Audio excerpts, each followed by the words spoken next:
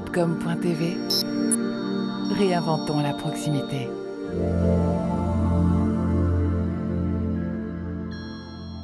Bienvenue sur Webcom TV et ravi d'être avec vous encore une fois pour ce deuxième mag. Donc vous avez déjà été nombreux pour le premier. Donc là on voit qu'il y a pas mal de personnes qui sont connectées. Donc merci d'être avec nous pour cet horaire qui est différent, donc 18h30. Il est 18h30 exactement. Bon voilà, on va commencer par une promesse que j'avais faite sur un teaser. Donc pour ceux qui ont vu le teaser, donc je vous ai promis une chose, c'est de vous révéler le secret de cette boule, en fait, qui est en lévitation. Vous voyez, regardez, voilà. Vous voyez? Bon, alors, le secret, c'est quoi?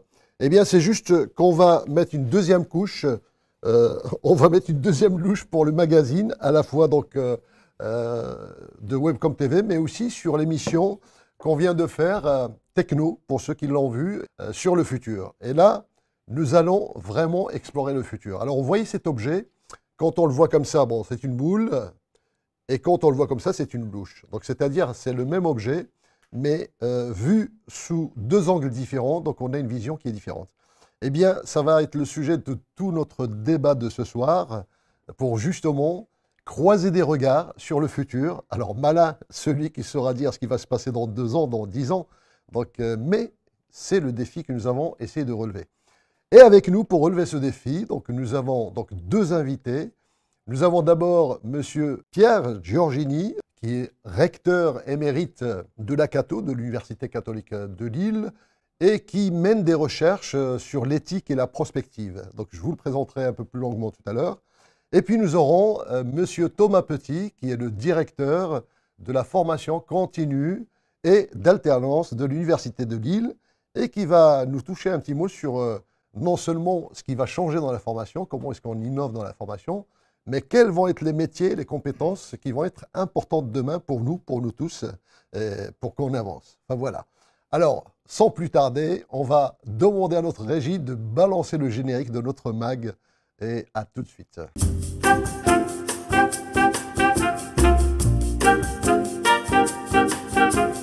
Webcom TV, le mag.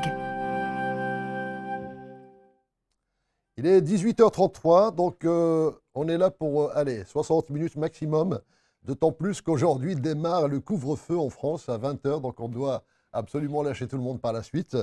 Eh bien, comme la fois dernière, nous allons démarrer par notre sondage, et puis avec moi, nous avons notre chroniqueur vedette, Monsieur Ludovic Broca. Bonsoir Ludovic. Bonsoir Habib. On va se dire bonsoir parce qu'il commence déjà à faire noir un peu. Hein. Alors, nous avons fait un sondage donc, où on a posé la question « Qu'est-ce que vous pensez du futur? Comment est-ce que vous percevez le futur ?» Alors, quels sont les résultats? Donc, je vais demander à la régie de nous balancer les résultats de ce sondage. Voilà, comment est-ce que vous imaginez le futur? Et là, on voit que notre camembert est composé de 3 tranches. Alors, Ludovic, qu'est-ce que vous en pensez? Vous pouvez laisser quand même les 3 tranches pour l'instant pour que Ludovic puisse les commenter. Eh bien, en fait, j'ai envie de m'intéresser aux 17%. Et ça me laisse juste à penser que c'est bien de se poser la question parfois, puisque si on s'était contenté de regarder la télé, d'écouter la radio et de regarder les réseaux sociaux, je pense que ce 17% aurait été beaucoup plus important. On a le sentiment, sans doute aujourd'hui, que la morosité, l'inquiétude sont beaucoup plus présents que ces 17%. Pardon, juste avant, on va quand même expliquer ce que c'est les 17%. Donc il y a le côté, les gens qui pensent que le futur va être morose, difficile à vivre. Difficile, oui. On a 50% qui disent quand même qu'il sera peut-être bien meilleur, et 33% qui disent finalement c'est une suite logique de ce que l'on vit, que ça passera comme tout le reste. Voilà. Oui, ce qui veut dire qu'il y a quand même une très large majorité d'optimistes, et c'est franchement, globalement, pas ce qui ressort aujourd'hui lorsque l'on discute ou qu'on regarde la télé. On en discutait tout à l'heure un peu hors plateau, effectivement. Ces 17% sont une bonne nouvelle. Alors, c'est une bonne nouvelle, c'est-à-dire quand on dit que c'est morose? Non, justement, c'est la faiblesse de ces 17% qui est plutôt une bonne nouvelle. C'est ce que j'allais dire, parce que la bonne nouvelle, c'est qu'on a quand même 50% d'optimistes. Oui, mais justement, voilà. C'est la petitesse des 17% qui nous intéresse, et c'est pour ça que je dis que c'est une bonne nouvelle, effectivement. Bon, très bien. Alors, il y a un point qui est très important. La régie, on peut enlever, oui, voilà. Il y a un point qui est très important, c'est que dans le questionnaire, alors c'est marrant ça, parce que dans le questionnaire, il y avait une case que personne n'a cochée. Et cette case, c'est « je ne sais pas ». C'est-à-dire, comment sera le futur, je ne sais pas. Et ça, c'est un point qui fait la différence entre les robots et nous. On parle d'intelligence artificielle. Un robot, vous allez lui poser la question, il va vous dire soit il sait, soit il ne sait pas. Un être humain, il a toujours un avis sur la question. Et ça, je trouvais que c'était vachement intéressant quand même de le signaler. Alors, Ludovic, on n'est pas là que pour le sondage, on est là pour bosser. Hein, donc, et Ludovic, il a fait ses devoirs. Voilà, il a fait ses devoirs. Donc, on lui a demandé d'explorer notre fameuse boule de cristal et voir qu'est-ce que l'on trouve sur le net, sur le futur. Qu'est-ce qu'on peut raconter sur le futur? Alors, d'abord, la première question, c'est de quel futur parlons-nous? Et ça rejoint cette interrogation que vous venez d'exposer, puisque dès qu'on s'intéresse au sujet, la première impression, c'est la quantité. Ça se compte en dizaines de milliers. Les scénarios probables et les scénarios du futur se comptent en dizaines de milliers. Ils peuvent être technologiques, écologiques, politiques ou sociétaux, bien évidemment. Ceci dit, ce nombre est à revoir à la baisse, puisque beaucoup n'avaient pas anticipé la pandémie. Et donc, bien évidemment, il faut relativiser ce chiffre. Après, la quantité, c'est la diversité, puisque du plus sage au plus fantaisiste, du plus vraisemblable au plus science-fictionnel, ils ont tous leur part d'intérêt, finalement, et d'attractivité. C'est bien connu, l'homme aime rêver son futur, quel qu'il soit. Alors, que retenir de cette quantité? Bien évidemment, on ne va pas commencer à les trier ce soir. On va essayer de dégager quelques idées, des grandes idées. Première chose, écologie et technologie sont omniprésents. Et jamais, ou en tout cas très rarement, de manière opposée. On est plutôt en train de chercher tout le temps la solution pour marier écologie et technologie. Donc c'est plutôt une idée à retenir, sans doute. Nous sommes indiscutablement au carrefour de tous les changements, puisqu'on s'aperçoit que l'incidence d'une évolution, d'une innovation à un endroit peut se répercuter sur plein de domaines différents. Il y a beaucoup de frontières qui s'effacent finalement aujourd'hui par rapport à toutes les recherches qui sont menées.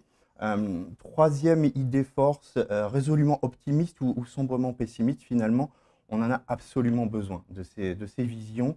C'est-à-dire qu'on a besoin d'être à la fois optimiste et pessimiste, c'est ça? Oui, parce que là, pour le coup, sur le net, l'un des acteurs principaux en la matière s'appelle Bernard Weber, effectivement, avec son site l'arbredespossibles.com. Et il est aussi le premier à dire qu'il est nécessaire de se projeter dans l'avenir, ne serait-ce que pour ouvrir des perspectives. Et donc, qu'elles soient positives et négatives, ou négatives, effectivement, on en a besoin. Alors, en matière de perspectives, pour entrer un peu plus dans le vif du sujet, qu'elles soient liées à la santé, à l'environnement, à l'énergie, la mobilité, l'enseignement, l'économie, la technologie, la société, et cette liste n'est pas encore exhaustive, tout ont en commun, malgré tout, un dernier recours, c'est qu'elles seront rendues possibles ou non par la décision humaine. On s'aperçoit qu'il y a quand même toujours la question effectivement de l'éthique, et M. Georgien en parlera bien mieux que moi, mais il y a toujours cette question-là qui intervient, quel que soit le sujet, à un moment donné, et c'est très vrai sur l'intelligence artificielle aussi, on le sait, on se dit mais attention, jusqu'à quel point on délègue, jusqu'à quel point on va vraiment, et j'ai envie de dire, il y a un garde-fou. Voilà, tant qu'on a cette prudence-là, ça ira. Ça veut surtout dire que l'avenir sera ce que nous déciderons d'en faire. Il y a deux mots peut-être à retenir, bio et re-questionner. Parmi les scénarios les plus vraisemblables, tous ceux autour du biomimétisme, de l'agroécologie. Le biomimétisme qui est déjà très présent en architecture. L'une des images, d'ailleurs on n'est pas dans le futur, on a tous déjà vu cette image, mais pour le biomimétisme, c'est cette idée d'avoir construit un stade en s'inspirant de la forme d'un nid d'oiseau. Voilà, la nature a déjà répondu à beaucoup de questions. Finalement, à un moment donné, il faut s'en inspirer. On parle c'est vrai, donc d'escaliers en colimaçon qui viennent de l'escargot. De l'escargot, voilà, effectivement. C'est pas mal. J'ai eu aussi le plaisir de découvrir une notion, la bio-inspiration, qui de façon transverse doit conforter effectivement toutes les réflexions, toutes les innovations futures, quel que soit leur domaine d'application. Effectivement, c'est ce que je disais tout à l'heure, la nature a déjà résolu beaucoup de questions, et donc autant regarder un peu comment ça a été fait. En matière de technologie, Amy Webb, une futurologue très connue, et en tout cas une rencontre obligée dès qu'on s'intéresse au sujet, effectivement nous annonce la mort de la vie privée. J'ai envie de dire que ça, c'est pas tout à fait pour le futur. À partir du moment où on a tout ça dans la poche, on savait que la vie privée n'existait plus vraiment. Après le SEO, effectivement, l'émergence du référencement par la voix. et tout en travaillant sur ce sujet-là, j'arrive simplement à regarder mes enfants à la maison. Et il y a quelques temps, ils ont abandonné le crayon pour le clavier. Et aujourd'hui, on s'aperçoit qu'ils abandonnent le clavier simplement pour la voix. Je croyais qu'ils l'abandonnaient pour le crayon. Non, non, malheureusement. Juste pour la voix. Okay. Toujours dans le domaine du vraisemblable, la place très importante des imprimantes 3D. Sur le sujet, par exemple, de la construction. On en dénombrait dans le monde 220 000 en 2015. Elles sont aujourd'hui 6,7 millions. Et donc, c'est aussi important de rappeler cette présence des imprimantes 3D. Et un autre domaine qui est très intéressé aussi par l'imprimante 3D, c'est le textile, qui voit aussi un vrai levier en termes de réduction de ses impacts environnementaux sur la dimension prototypage, par exemple. Donc, les imprimantes 3D qui sont très présentes. Enfin, notre vie sera plus définie, mais ça, on le sait aussi depuis un moment, par la propriété, mais bien par le partage de biens matériels et de la connaissance. Et il y a un enjeu très important dans le monde de l'entreprise et aujourd'hui, c'est celui du transfert de cette connaissance et de la préservation de cette connaissance. Et non pas la connaissance qui est enregistrée dans la mémoire informatique de l'entreprise, mais celle qui est effectivement dans la mémoire de chaque salarié, de chaque ouvrier. À un moment donné, il y a un savoir-faire, il y a des connaissances qui doivent se transférer, qui doivent se préserver dans l'entreprise. Et c'est un levier aussi important pour la suite. Alors si on regarde un peu plus loin, je vais aller du côté de ce qu'on appelle le cerveau-net, qui pourrait remplacer l'Internet. Pour faire simple, on nous annonce aujourd'hui, grâce aux connexions possibles entre le cerveau et l'informatique, la possibilité de transmettre des émotions. Imaginez que demain, vous receviez un film, vous regardiez un film, mais non seulement on vous envoie des images qui sont censées déjà provoquer les émotions, mais on va aussi vous envoyer les bonnes émotions qui collent aux bonnes images. On est dans une forme d'injonction émotionnelle. Alors bien évidemment, ça doit commencer à faire donc peur. Donc si je pleure pas assez, il faudrait que je pleure un peu plus. Quoi. Alors concrètement, ça doit commencer à faire un peu peur, effectivement, d'entendre ça. Pour autant, parce que tout n'est jamais tout noir ou tout blanc, on nous explique aussi qu'en cas de conflit, le fait de pouvoir partager la même émotion, ça pourrait permettre de réduire ce conflit. Peut-être voire d'annuler le conflit. Donc, il y a toujours du côté positif et du côté négatif. Alors, il est 18h43, donc il faudrait qu'on conclue. On y va. et j'en arrive d'ailleurs à ma conclusion autour du mot incertitude. Alors, j'entends que vous alliez me dire tout ça pour arriver à incertitude, effectivement. Très brièvement, je vais rassembler Amy Webb, dont je viens de parler, Philippe Starck et Edgar Morin. Amy Webb nous demande de re-questionner notre niveau de certitude pour aborder le futur. L'image qu'elle prend, c'est celle de la route verglacée et du pilotage sur la route verglacée. On sait tous qu'une machine va rassembler et traiter un ensemble d'informations très rapidement, en quelques millièmes de seconde, pour permettre de sortir de cette zone de difficulté. L'être humain, qui fort heureusement aujourd'hui n'est pas encore une machine, va réagir un peu différent. On va essayer d'accompagner le mouvement avec le volant, avec le véhicule, pour finalement laisser parler notre sensibilité aussi. Très bien, ok. Et nous-mêmes nous invite face au futur probable, mais ce n'est pas très grave, hein, nous invite face à ces futurs à agir avec la même sensibilité, avec la même agilité que sur une route verglacée. On ne sait pas exactement où on va, mais finalement, laissons parler notre sensibilité, avançons pas à pas et on va y arriver. Cette notion de pas à pas, elle résonne aussi dans l'approche de Philippe Starck, là, qui nous invite au moins 10%. L'idée, c'est que simplement l'être humain ou le collectif auquel il appartient réduise de moins 10% sa consommation. Et mis bout à bout, voilà, avec du pas à pas, on va arriver effectivement à une décroissance positive. Et enfin, je termine vraiment cette fois-ci, parce que je vois que les gros yeux arrivent. Pour conclure cette chronique sur les futurs probables, je suis obligé de citer Edgar Morin, qui nous rappelle que la prévision et l'écriture de futurs probables n'est autre que le bouillonnement d'idées à la recherche d'une voie nouvelle. C'est très positif, bien évidemment, mais qu'une seule chose est certaine aujourd'hui, c'est que nous allons vers de nouvelles incertitudes, effectivement. Eh bien, mon cher Ludovic, merci en tout cas. Donc, conclusion, la seule chose dont on est certain, c'est qu'il y aura des incertitudes. Ben, merci d'être passé, c'était sympa. Non, alors, c'était quand même très intéressant. Donc, je sais que votre rubrique est très riche et que le fait de raconter ça en quelques minutes, c'est très compliqué. Mais nous aurons encore d'autres, je pense, rebondissements dans la soirée sur tous ces sujets-là. Alors, juste auparavant, donc, je voudrais quand même expliquer qu'en 2017, l'agence Kayak Communication a lancé un atelier qui s'appelle Backcast, qui permet justement d'embarquer ses clients vers le futur pour réinventer leur métier, pour anticiper ce qui va se passer dans 10 ans, dans 20 ans. Alors bien évidemment, ce sont des exercices où on explore des scénarios et on projette les gens dans les années qui vont arriver pour voir si leur offre, leur service, leur produit va matcher avec les consommateurs plus tard. Et donc, je vous propose de voir alors, une page de publicité pour voir un petit peu en quoi consiste cet atelier qui s'appelle Backcast. Regardez, ça va vous mettre déjà dans l'ambiance du futur.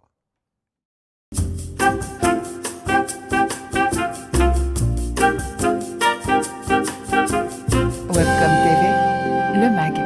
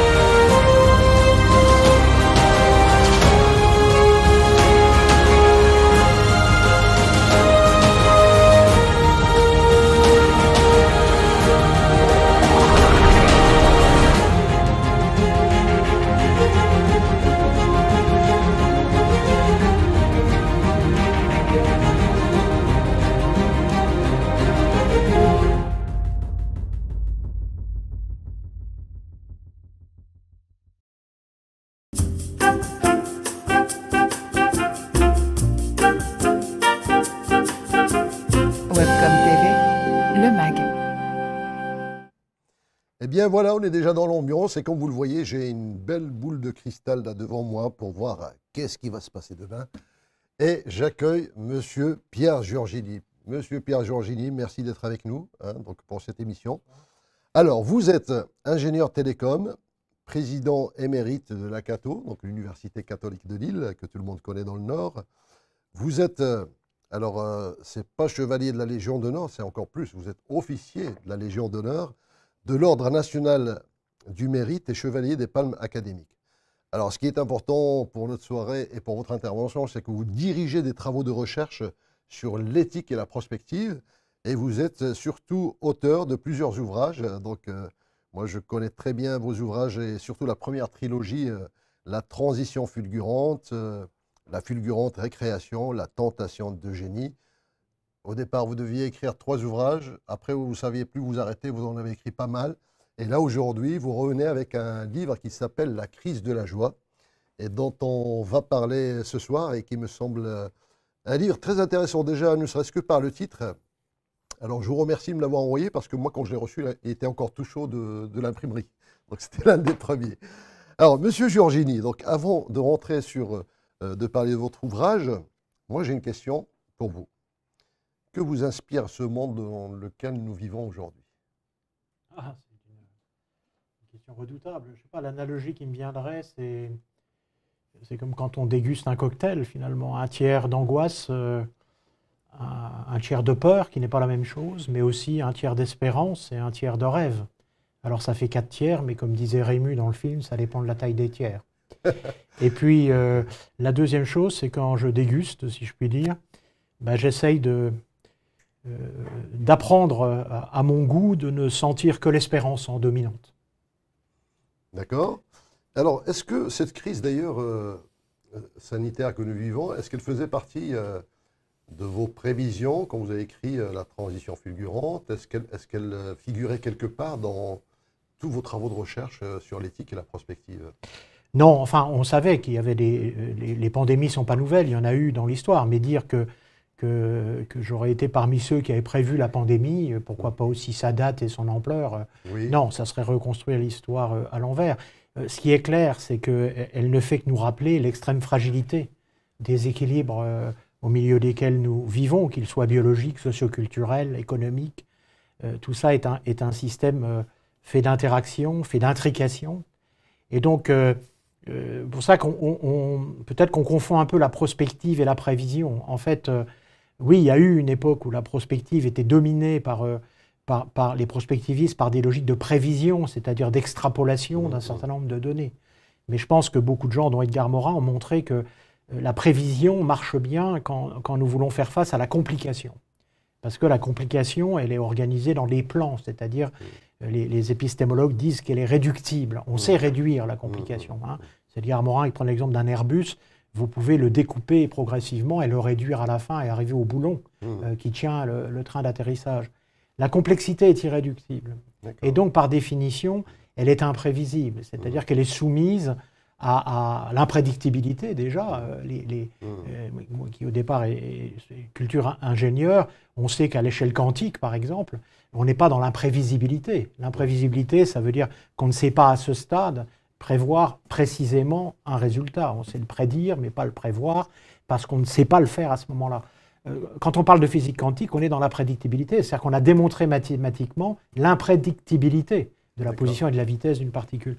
Et donc on rentre dans ce monde de l'imprédictibilité que j'aime moi appeler le monde de l'inconnaissable. En fait, nous venons, on a traversé des siècles, au fond, dans l'imprévu et donc dans l'inconnu.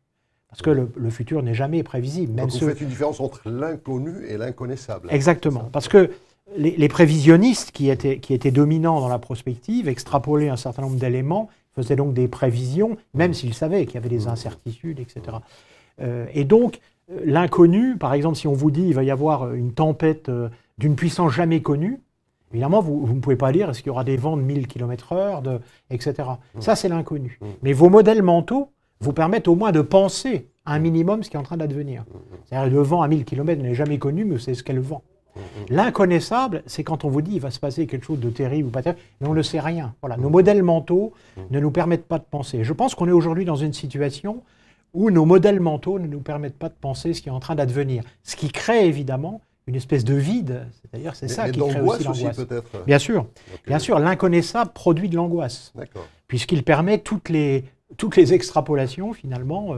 Il permet de projeter aussi tous les fantasmes, toutes les peurs. C'est d'ailleurs la caractéristique de l'angoisse. L'angoisse n'est pas située, alors que la peur, elle est située. On a peur de quelque chose.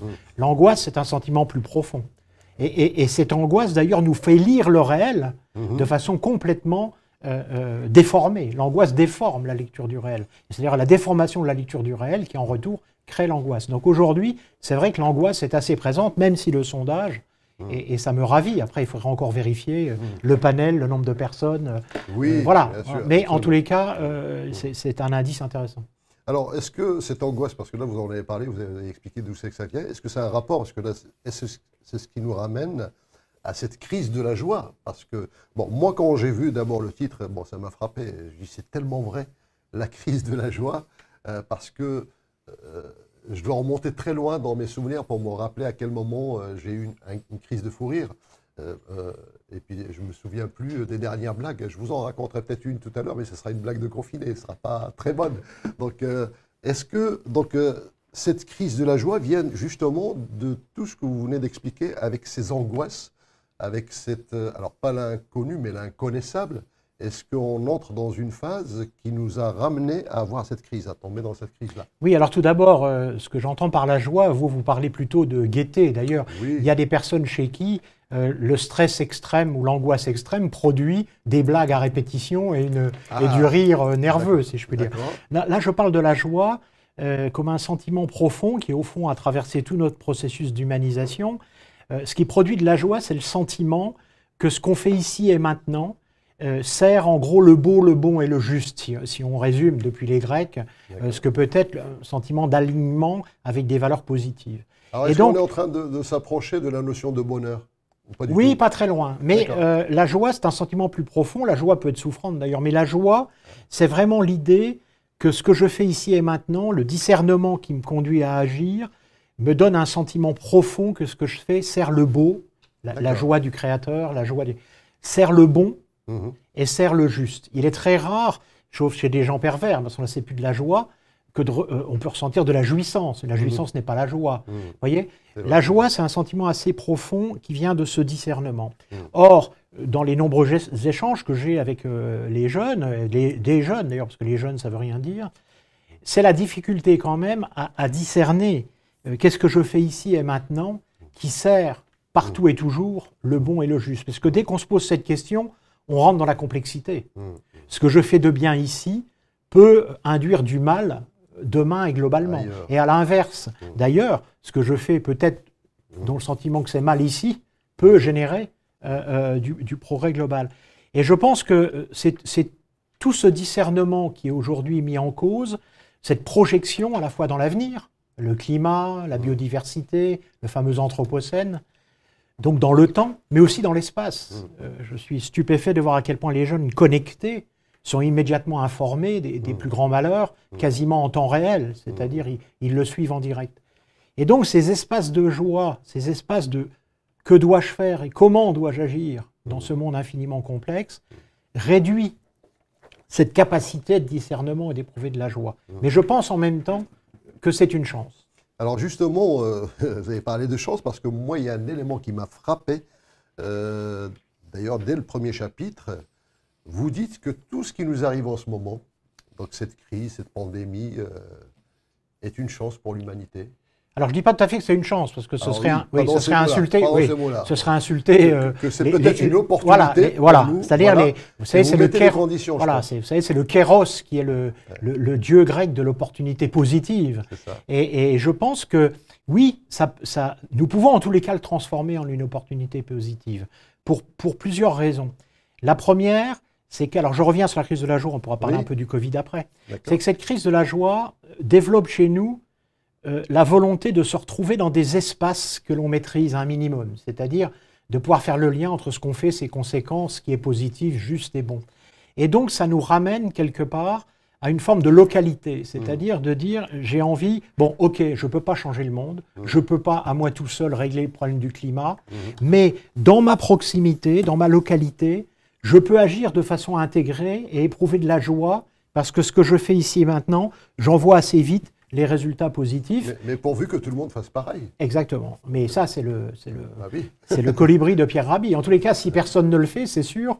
Vous savez, ce qu'on dit, il est trop tard pour être désespéré. Donc je pense que cette idée d'avoir des localités, mais attention, hein, pas du localisme, pas des localités fermées qui montent des murs dans une forteresse, des localités ouvertes qui sont en permanence en interaction avec les enjeux du monde, mais qui cherchent à agir ici et maintenant, dans la localité, à différentes échelles. Il y a la localité très locale, mais l'humanité, c'est une localité. Et donc, ce modèle que moi je qualifie dans mes travaux d'endo-contributif, c'est-à-dire le fait que l'intelligence est redistribuée chez les personnes elles-mêmes, qui vont contribuer au bien du local, mais aussi connecter au bien du tout, c'est exactement, vous parlez de biomimétisme tout à l'heure, c'est le modèle écologique. Le modèle écologique n'est pas exodistributif, c'est-à-dire je sors l'intelligence de mon système et je distribue des artefacts, des procédures pour régler mon système. Donc, on voit bien que ce modèle endo-contributif qui articule des localités, qui permet à chacun de redonner un sens à son action et à sa vie, et au fond d'éprouver de la joie, c'est le modèle que l'on trouve de façon dominante dans l'écologie. Alors, vous parlez de cette condition, donc il y en a qui m'ont interpellé, cette condition pour qu'on arrive à quelque chose, à des résultats donc, par rapport à l'humanité. La première que vous avez mise, c'est résister à la technolatrie. Oui, alors ça c'est un point fondamental, parce que finalement, au fond, tous nos enjeux aujourd'hui sont liés à notre rapport à la puissance. Et on voit bien, ça a très bien été montré par la chronique, qu'en fait, on a deux courants, si on les caricature. On a un courant très technophile qui dit oui, nous allons trouver dans la technologie des solutions radicales, exodistributives, pour régler le problème.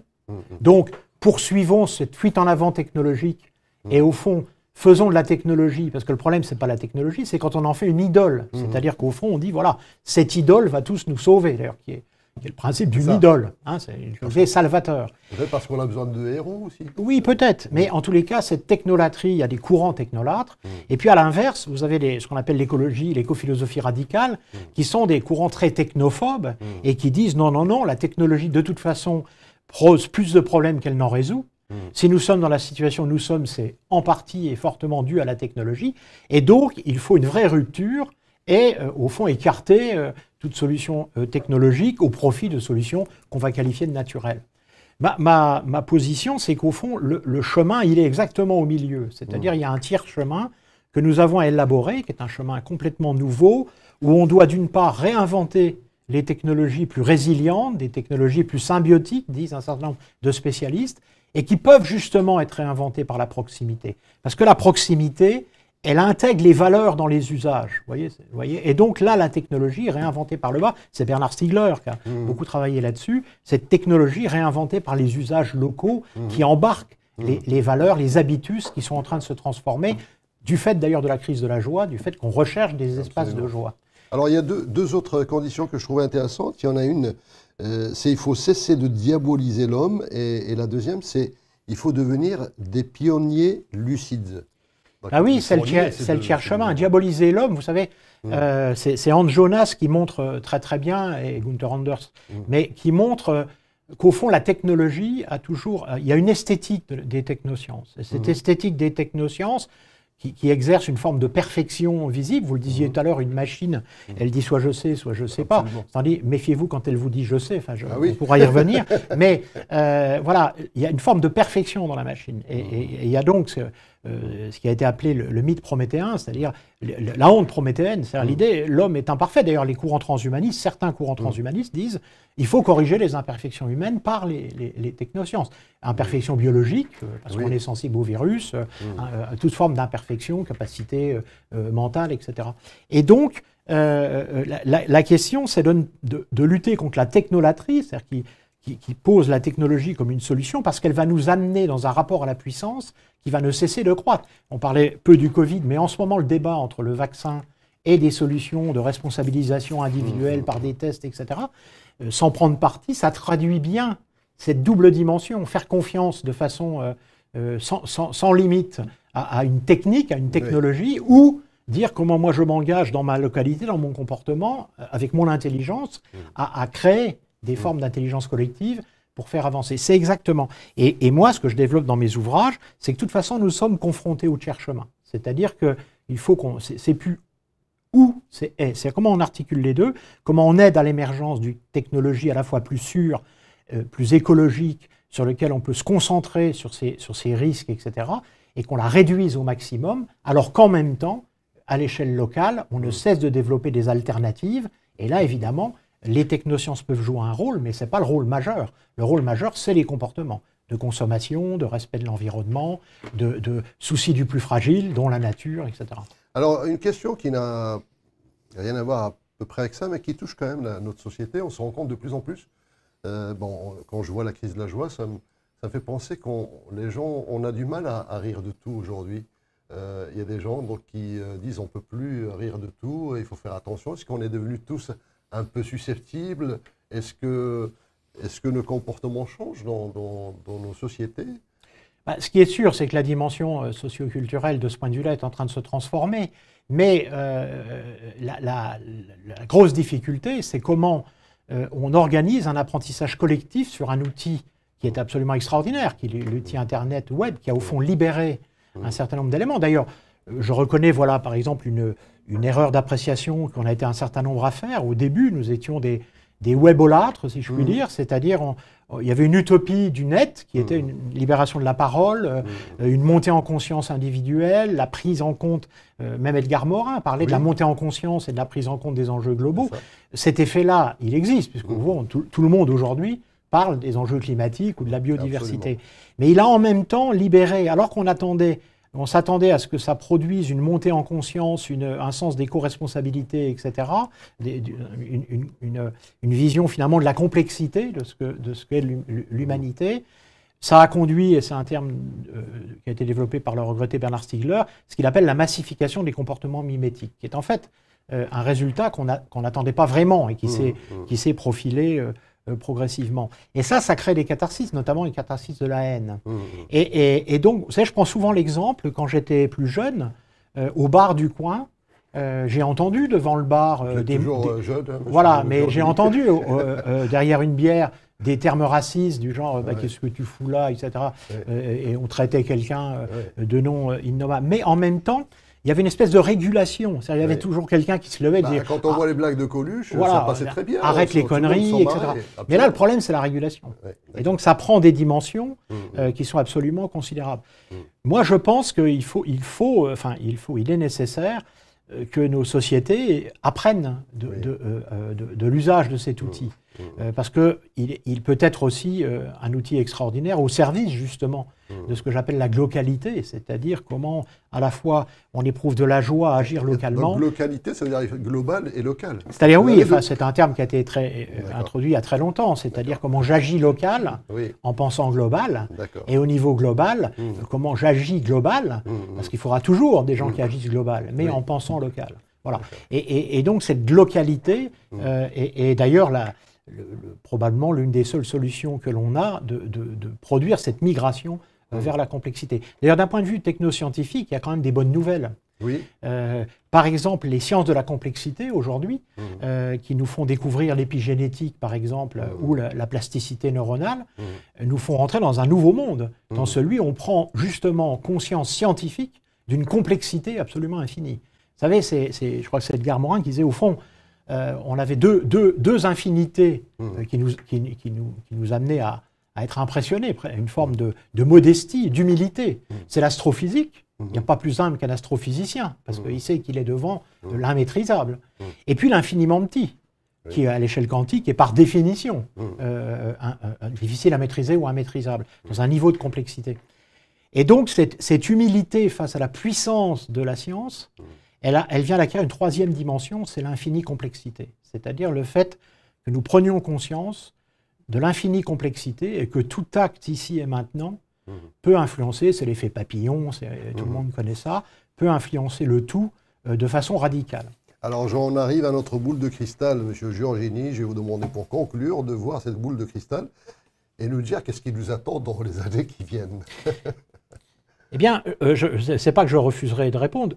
Je peux répondre en disant que ce qui nous attend pour les années qui viennent, c'est à nous de le construire. Mais on ne le construira que par le regard qu'on portera au contenu de cette boule. Vous savez, avec la physique quantique, on a mis en évidence que la façon dont le sujet regarde l'objet détermine quelque part l'objet tel qu'il est perçu. C'est notre regard qui va être déterminant sur notre propre futur. En tous les cas, il est largement déterminant. Il y a eu des recherches, d'ailleurs dans les équipes, y compris de la Cato, sur le rôle des récits, sur le rôle des grands récits, la science-fiction, etc., qui structurent des univers symboliques qui nous amènent à regarder finalement cette boule. Et si nous comparons la façon dont nous la regardons, il y a des déterminants. Vous savez, depuis l'école de Palo Alto, on sait qu'en tant que scientifique, on passe son temps à essayer de croire que ce que l'on voit, que ce que l'on conceptualise, que ce que l'on démontre. Et en fait, on se rend compte qu'à la fin du compte, on ne fait finalement que voir ce que l'on croit. Et donc, moi, je crois beaucoup à cette idée que c'est à nous aussi de remplir cette boule de cristal. Parce que, juste en termes de conclusion, je poserai un paradoxe. Tout le monde est d'accord pour dire qu'il n'y a jamais eu autant d'opportunités, positives ou négatives, c'est ce qu'on disait, dans les technosciences, dans l'évolution. Le monde n'a jamais été devant autant d'opportunités, qui est le propre d'ailleurs de la complexité. Comment se fait-il que nous ne voyons que les opportunités négatives, de façon dominante? Sauf votre sondage, qui vient le contredire.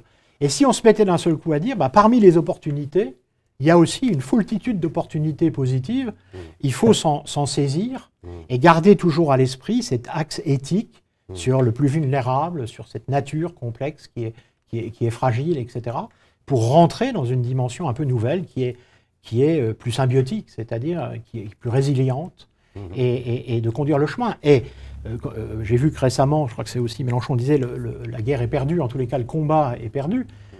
Si on regarde le combat comme une victoire définitive, l'augmentation des degrés sur la planète, etc., oui, on pourrait dire que le combat est perdu. Mais en même temps, si on regarde tout le spectre, c'est-à-dire à la fois, est-ce qu'on pourra aussi limiter la casse? Et entre parenthèses, s'affoler sur la casse, il y a eu 60 millions de morts par les guerres au siècle dernier. Donc, comment on limite la casse? Des différents effondrements qui ne manqueront pas d'avoir lieu, personne ne nie. La question, c'est est-ce qu'on va vers un effondrement, ce qu'appellent les collapsologues, un effondrement en 2050 où tout s'effondre d'un seul coup. Moi, personnellement, je n'y crois pas, et beaucoup de prospectivistes n'y croient pas. Par contre, il y aura des effondrements. Donc, comment à la fois on se prépare à faire face à ces effondrements, sans baisser la garde sur les moyens qu'on a de les éviter. Et en Alors tous les c'était cas, à la d'en fois limiter. peut-être l'instinct de survie de l'être humain, mais vous avez dit effectivement on a tendance à plus voir du négatif que du positif. Moi ça me fait penser à Kofi Annan qui un jour il était dans une classe d'enfants, il a pris une feuille blanche, il a mis juste un point noir en disant qu'est-ce que vous voyez là, et tout le monde disait le point noir, le point noir. Bien sûr. Il a dit vous avez oublié toute la page blanche et tout le monde regarde que ce point noir. Donc c'est peut-être la nature humaine où là il y a encore un sacré boulot. En tout cas merci pour votre intervention. Je rappelle donc le livre de Pierre Giorgini donc, qui vient de sortir, elle est encore tout chaud, regardez. Donc La crise de la joie, qui est donc édité par Bayard, donc aux éditions Bayard, et que l'on peut trouver, je suppose, dans le commerce, un peu partout. Merci en tout cas Pierre, merci d'avoir été avec nous. Et là on va passer à un autre sujet qui est donc le futur de la formation. Et donc pour nous amener donc, dans le futur de la formation, alors qui dit formation, on dit compétences de demain, donc je vous invite à voir un petit reportage qui nous projette en 2030. Alors ce sont des scénarios, on parle de ce qu'on appelle des signaux faibles d'innovation pour voir ce que ça va devenir dans 10 ans. Regardez la formation de demain, ce que ça donne.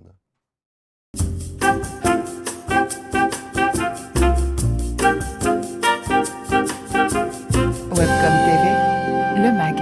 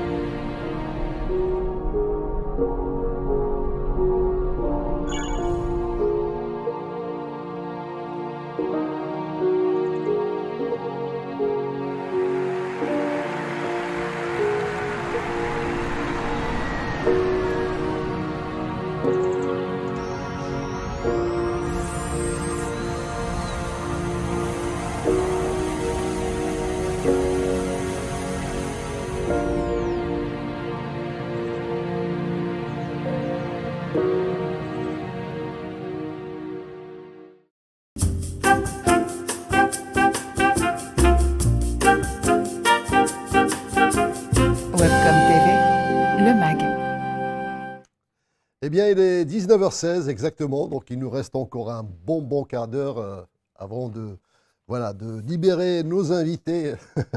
Et donc, j'accueille tout de suite Monsieur Thomas Petit. Merci d'être avec nous. Voilà, donc vous êtes directeur de la formation continue et d'alternance de l'Université de Lille. Et vous venez surtout de lancer un lab innovation dans la formation professionnelle. Alors, est-ce qu'il faut vraiment réinventer la formation professionnelle? Parce que pour moi, une formation, bon, il y a un prof, on l'apprend. Qu'est-ce qu'il y a à réinventer là-dedans? Oui, le postulat, c'est que la formation professionnelle se réinvente et doit se réinventer en permanence. C'est vrai. Et l'idée de ce lab, c'est de ne pas en faire encore un, parce que souvent, on entend beaucoup parler des labs à droite et à gauche. Il y a beaucoup de labs qui existent dans beaucoup d'entreprises. Donc, l'idée, c'est de... ce nom de lab, d'ailleurs, il va être revu, hein, ceci dit. En tant que tel, l'idée c'était de faire converger les compétences de 3 structures, à la fois l'Université de Lille, l'Institut catholique de Lille avec Hémisphère et l'ARACT, Hauts-de-France, de travailler ces enjeux-là d'innovation en formation. Alors ça se fait bien entendu sous le haut patronat de la région Hauts-de-France qui a impulsé cette dynamique et créé un cadre favorable. Donc l'objectif effectivement c'est d'innover sur le champ de la formation professionnelle. C'est un champ qui se réinvente sans cesse. Et donc ce lab vise à s'inscrire effectivement dans cette dynamique, donc de travailler sur les enjeux de comment on transforme les ingénieries de formation des entreprises. Donc ça, c'est vraiment un des défis majeurs. Et aussi, et c'est peut-être une des singularités de ce lab, c'est comment on suscite le débat, les échanges, la prise de recul aussi, avec la mobilisation d'enseignants-chercheurs, d'un laboratoire de recherche complètement intégré dans le cadre de ce lab, pour effectivement travailler sur 4 enjeux, les 4 enjeux qui sont identifiés. Un sujet d'actualité qui était reparlé sur la question du digital en tant que tel, la question de l'engagement en formation, qu'est-ce qui fait qu'on s'engage en formation, qu'on se maintient dans une action de formation, qu'on arrive à aller jusqu'au bout de cette action de formation. Il y a toute la question des compétences transversales ou qu'on appelle les soft skills autrement. Voilà. Et après, on a aussi effectivement l'enjeu des actions en formation en situation de travail. C'est un peu quelque chose qui a été renouvelé récemment. Donc c'est vraiment ces axes-là qui sont travaillés et le postulat, en fait, au niveau de la région et des acteurs du territoire, c'était de se dire, finalement, il y a beaucoup de secteurs d'activité où on dépense dans la R&D. Voilà, vous savez, on mesure telle entreprise, elle est innovante parce qu'elle a fait tant de dépenses en R&D. Et au niveau du territoire, il y a beaucoup de montants financiers qui sont investis par l'État, par l'investissement dans les compétences, etc. Et l'idée, c'était de se dire, face aux enjeux qui sont identifiés, les problématiques lourdes qui sont identifiées aussi sur le territoire, est-ce qu'on n'a pas une part on ne se garde pas une part pour innover en formation. Et le lab est né en fait de cette convergence-là. D'accord. Alors, quel regard est-ce que vous portez aujourd'hui sur cette évolution historique, je dirais, donc de la formation des compétences depuis longtemps jusqu'à nos jours? Est-ce qu'on voit vraiment des changements?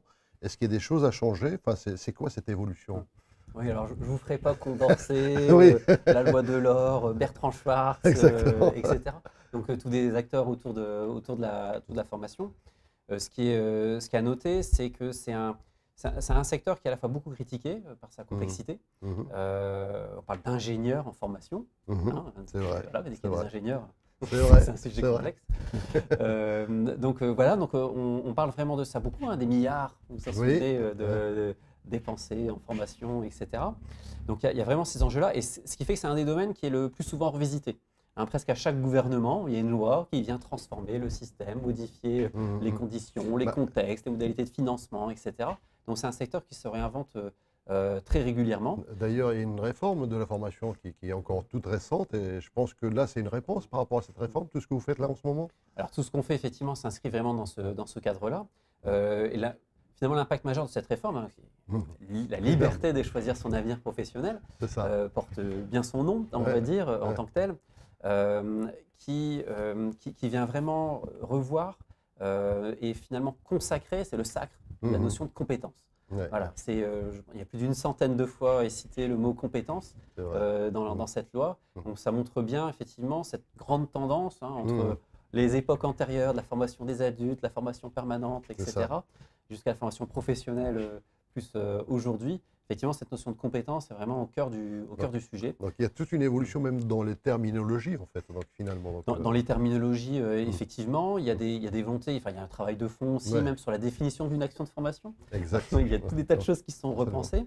La loi, elle redonne des nouveaux possibles, puisque tout à la fois, Il y a la question du compte personnel de formation. Chaque individu a la possibilité de mobiliser un montant financier au regard de son expérience professionnelle en tant que tel pour choisir une action de formation. Donc il y a ces nouveautés-là. Les formations en station de travail, c'est aussi une nouveauté qui est davantage permise dans le cadre de cette loi. Donc on voit la loi vise à libérer un peu plus les contraintes, à la fois sur le plan libéral vraiment du terme, c'est-à-dire libérer le marché aussi, mais aussi libérer un peu le cadre et le carcan réglementaire qui pouvait exister. Alors j'ai une question qui là, me tarde depuis tout à l'heure, c'est que l'Université de Lille, elle est reconnue pour une labellisation d'excellence, en fait, dans 3 domaines essentiellement. C'est la santé, le numérique et l'environnement. Alors, est-ce que, parce que ces domaines sont considérés comme des axes fondamentaux qui vont changer le monde de demain, pourquoi la santé, le numérique et l'environnement? Oui, tout à fait. Au niveau de l'Université de Lille, qui est d'ailleurs une des plus grandes universités de France, en nombre d'étudiants, mais aussi une taille de la recherche qui est vraiment significative, l'Université de Lille fait partie des universités qu'on qualifie alors omnidisciplinaires ou pluridisciplinaires. Elle est présente sur beaucoup de disciplines en tant que telle. Et son positionnement, c'est autour de la transition globale.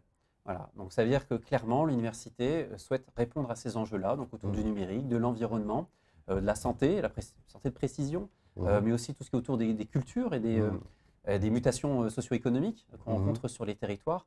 Donc l'université se veut effectivement actrice et accompagnatrice de ces différents changements qu'on rencontre à la fois sur le territoire régional, mais aussi plus large au niveau européen. Donc ça, c'est vraiment une stratégie de l'université qui, vous le savez, a connu des évolutions, parce qu'il y a eu une fusion maintenant il y a peu de temps, à peine 3 ans, en tant que telle. Il n'y a plus de chiffres après l'Université de Lille, pour ceux qui s'en souviennent. Voilà. Et il y a encore une fusion qui se dessine d'ailleurs en 2022 avec les écoles publiques qui vont rejoindre l'Université de Lille. Donc il y a des évolutions aussi et des recompositions. Et donc l'université, effectivement, sa singularité, c'est de se positionner sur ce champ-là. Et sur le volet de la formation professionnelle, c'est la même chose. La volonté pour l'université, c'est d'accompagner effectivement cette transition, les individus qui souhaitent effectivement se reconvertir ou développer leurs compétences en lien avec les sujets environnementaux d'aujourd'hui. On voit beaucoup de gens là qui souhaitent se reconvertir. Est-ce qu'on les voit à l'université? Il y a des gens qui viennent même après un certain âge qui se disent tiens, je vais remettre un petit peu à plat toute ma formation. Est-ce que ça existe, ça? Effectivement, il y en a qui reviennent sur le banc de la fac, comme on dit, qui retournent aux rues ou autre, joyeuseté. Voilà, c'est ce qu'on appelle la reprise d'études, classiquement. Ça, c'est rentrer, revenir dans un master, effectivement, quand on a plusieurs années d'expérience derrière soi. Ça, c'est un format classique, c'est-à-dire où on reprend, effectivement, on reçoit une formation au niveau de l'université. Donc, effectivement, c'est une voie qui a toujours été importante, historique, dans le cadre des universités. Ce public-là, il rajeunit de plus en plus. C'est-à-dire que finalement, on se retrouve de plus en plus vers des personnes qui sont jeunes trentenaires, donc qui sont sortis finalement il y a peu de formation initiale et qui ont envie de revenir se sont confrontés au marché du travail. Parce que l'université, c'est sympa, donc c'est plus sympa que... C'est très sympa. On fait des rencontres extraordinaires, on rencontre des enseignants-chercheurs, voilà, on est en contact de la recherche, de ce qui se passe dans le monde de demain. Donc ça, c'est vraiment intéressant. Alors justement, vous avez parlé du monde de demain, parce que ça m'intéresse. Donc là, on a une boule de cristal. Et si je vous demande de nous dire, bon, quelles sont, d'abord la formation, il faut aller vers quoi? C'est quoi les compétences qu'il faut avoir demain, justement, pour tenir le coup, en tout cas, pour qu'on assure nos métiers, qu'on assure le développement? Vous avez une idée? Alors, c'est un beau sujet. Effectivement, on entend beaucoup de choses autour des compétences transversales. Ça reste quand même une réalité, réalité forte, ou les soft skills, comme on le dit en anglais, en tant que tel. Donc, je ne ferai pas, comme précédemment, effectivement, de paris sur l'avenir. Par contre, moi, ce que je vois, c'est que nos compétences sont en évolution permanente. Vous-même, ici, il y a des compétences nouvelles que vous mobilisez pour faire cette émission. Vous avez fait un peu de prestidigitation il y a quelques minutes. C'est une nouvelle compétence, je confirme. Voilà, qu'on acquiert. Donc, c'est la capacité. J'ai travaillé longuement pour la faire. Donc, vous avez mobilisé vos connaissances, effectivement, ou vu des vidéos YouTube, etc. Pour mobiliser des compétences, effectivement, pour les mettre en action face à une situation que vous avez envie de résoudre, une problématique. Et ça, c'est vraiment important. Et c'est finalement ça, dans le futur, on parle de l'incertitude, etc. Donc, comment on doit faire face à ces enjeux-là? Bien entendu, il faut toujours des compétences expertes. On ne pilote pas une usine nucléaire du jour au lendemain. Voilà, donc il y a vraiment des sujets qui ne s'inventent pas. Néanmoins, c'est Est-ce qu'on a toujours l'envie d'apprendre? Est-ce qu'on a une appétence pour apprendre, se remettre en question, douter? Et il faut avoir l'envie d'avoir envie aussi. Donc, envie d'avoir envie, voilà. Mais une autre chanson d'Anne Sylvestre, hein, j'aime les gens qui doutent, si on peut, dans notre registre. Mais douter, c'est vraiment capital aussi. Je pense que c'est la capacité à douter, c'est vraiment une compétence majeure. Je pense que quand on est empli de certitude, on ne se met pas en question et on pense être le meilleur et on ne voit pas ce qu'on pourrait faire de mieux. Donc Ludovic avait raison tout à l'heure. Donc bon, je retire ce que j'ai dit. Bon, très bien. Alors, j'ai oublié quelque chose. Là, il est 19h26. J'ai oublié les questions des participants, internautes. Donc, on a normalement Sonia et Clémentine, nos community managers, qui nous ramènent des questions. Et là, je me rends compte de l'heure qui tourne. Et puis Clémentine, qui est la voix des réseaux sociaux. Alors, Clémentine, vous pouvez balancer, s'il y en a 2-3 questions, à la queue leu, allons-y. Alors, donc là, on n'a pas de questions. Alors déjà, par rapport à M. Pierre Giorgini, il y a eu peut-être des questions parce qu'on l'oublie. On avait 2 questions. Allons-y. Oui. Donc la question 1, c'est une question de Céline. Donc les intelligences artificielles sont aujourd'hui plus compétentes et performantes que l'être humain dans de nombreux domaines. Alors pourraient-elles remettre en question notre autonomie, notre capacité à faire des choix? Donc disparition de notre intuition, fin des débats d'idées, tout en étant devenues prévisibles grâce à l'intelligence artificielle. Bon, c'est une longue question qui aurait mérité certainement qu'on y réponde, mais longuement. Alors, une deuxième question de Jean-Marc. Des séjours sur la Lune ou Mars, c'est pour quand? Eh bien, je vais lui répondre tout de suite. Il faut déjà qu'on sorte de notre quartier, parce que là, on a déjà du mal à aller chez nos amis belges qui sont juste à côté. Alors, la Lune, Mars, on va attendre un petit peu quand même. Ceci dit, pour ceux qui regardent beaucoup de films de science-fiction, oui. On voit que l'on est en train de vivre des années qui ont été imaginées dans des films des années 80. Et il n'y a pas de skateboard volant, il n'y a pas de Retour vers le futur, là, qui vient de passer, effectivement. Donc, il y a beaucoup de choses qu'on imagine sur le futur qui ne se déroulent pas forcément. En tant que tel. Oui, ça serait triste un monde où finalement il n'y a plus de capacité de créativité. Oui, puis il faut qu'on soit surpris aussi de temps en temps. Donc le tout, c'est il faudrait qu'on nous réserve des plus belles surprises que des mauvaises. Mais la machine, même intelligente, tant mieux. Oui, absolument. Finalement, est-ce que, alors je vais dire ça comme ça, mais est-ce que l'être humain n'est pas un peu fainéant en tant que tel? Et est-ce que c'est pas bien d'ailleurs? Parce que si on ne l'était pas, est-ce qu'on ne porterait pas des sacs de pierre encore à dos d'homme, etc. Est-ce que la roue aurait vu le jour, etc. Donc est-ce que l'intelligence artificielle ne s'inscrit pas dans cette dynamique-là? La question, c'est quelle liberté on garde voilà, dans cette maîtrise que l'on garde sur cette intelligence artificielle. Donc ça, c'est un autre débat, après plus politique, mais en tant que tel, finalement, tant mieux. Une autre réaction, Clémentine, peut-être Oui, alors là, on a un commentaire de M. Abéis. Alors, à mon avis, pour faire face aux impacts de l'intelligence artificielle et construire des futurs souhaitables, il y a lieu d'abord que les responsables et les décideurs s'impliquent d'une manière responsable. Il faut que les universitaires et chercheurs dans ces domaines anticipent les différents scénarios relatifs aux innovations scientifiques, puis essaient de les adapter pour les mettre au profit de l'intérêt économique et social de nos pays. Vous êtes d'accord avec ce qui a été dit? Science sans conscience n'est que ruine de l'âme, n'est-ce pas? Alors effectivement, la science peut être tout à fait instrumentalisée. Les inventeurs de la bombe atomique peut-être ont des questions à se poser. Finalement, mais il faut partir du principe que le plus important dans nos sociétés démocratiques, c'est la controverse. C'est la capacité effectivement à interagir. À la fois le citoyen a son travail à faire, les hommes politiques et les scientifiques aussi. Et cette capacité à créer de la controverse et du débat est indispensable pour permettre à tous de se forger une opinion. Et je pense que c'est un peu ça la garantie de notre avenir. Très bien. Alors bon, écoutez, il est 19h30. On va se permettre de gratter peut-être 1 ou 2 minutes. Mais en tout cas, parce que bientôt, il va y avoir un couvre-feu. Donc, est-ce que vous avez une conclusion à nous donner, M. Zomain-Petit? Qu'est-ce que vous conseillez à tous ceux qui veulent évoluer dans leurs compétences? Est-ce qu'il y a une conclusion à faire ou alors Oui, alors une conclusion, c'est d'être curieux. Enfin, pour moi, absolument. Pour moi, je trouve que c'est des compétences. Et puis rester quand même positif quelque part, donc malgré. Positif, c'est-à-dire qu'il faut savoir finalement où on veut aller. Ce qui se passe aujourd'hui, c'est qu'on est renvoyé à nous-mêmes face à un monde incertain. Finalement, c'est qu'est-ce que moi j'ai envie de faire, quels sont mes principes directeurs, mes valeurs, etc. Donc c'est vraiment des questions qu'il faut se poser. En fait, on est amené à se poser beaucoup de questions. Après, par contre, il faut pouvoir trouver effectivement une consécration, un métier, une entreprise qui vienne permettre de se réaliser. Donc c'est vrai que si on pense vraiment à la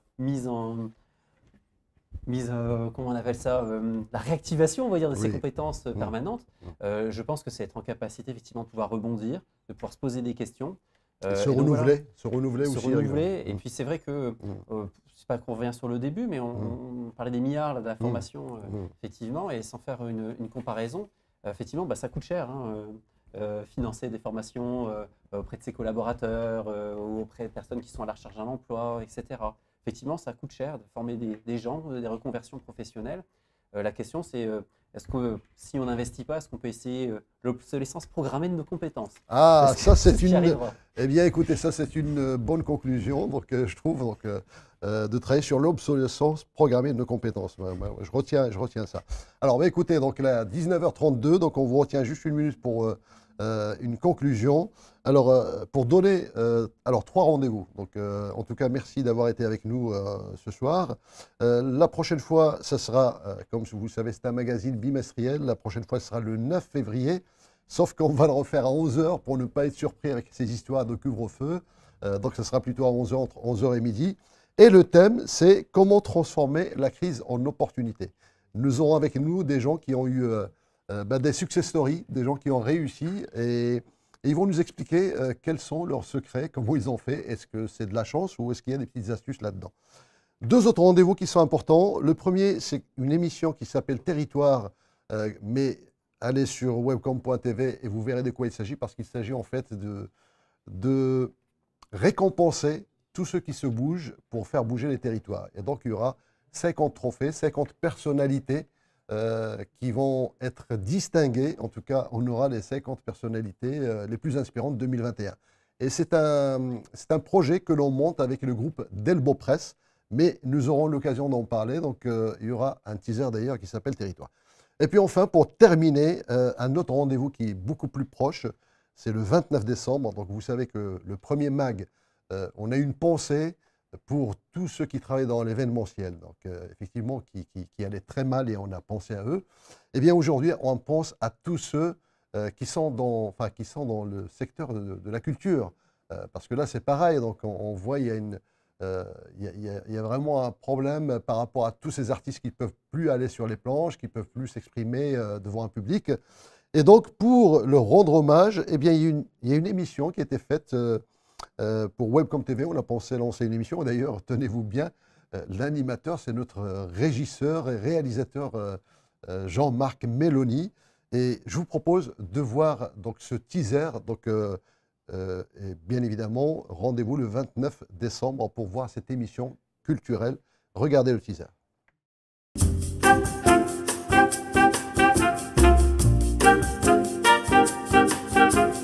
Webcom TV, le MAG.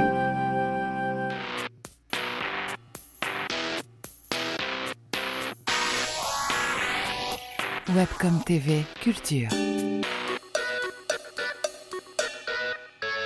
Salut à tous.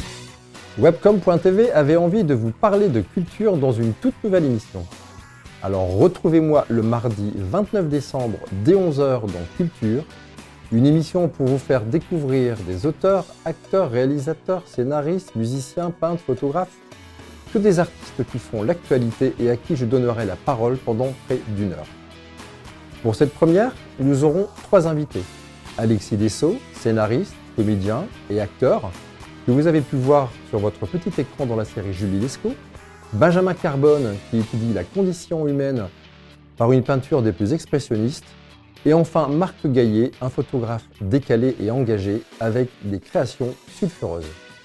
Alors rendez-vous mardi 29 décembre dès 11h sur webcom.tv pour découvrir cette première de Culture. À très bientôt.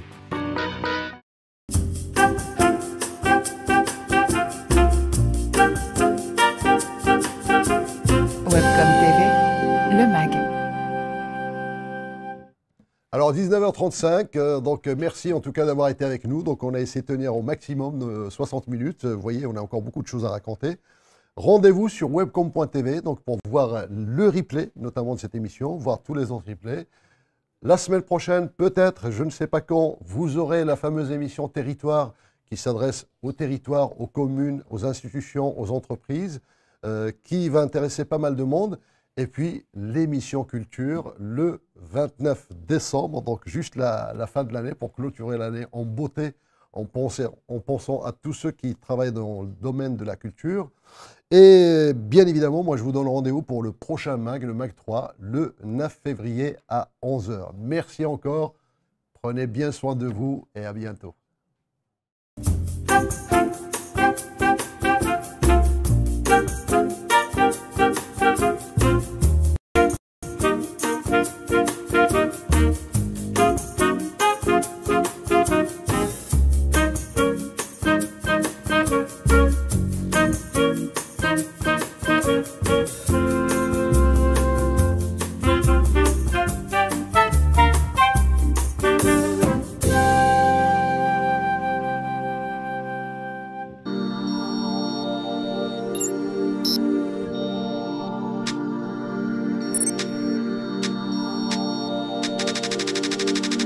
Webcom.tv, réinventons la proximité.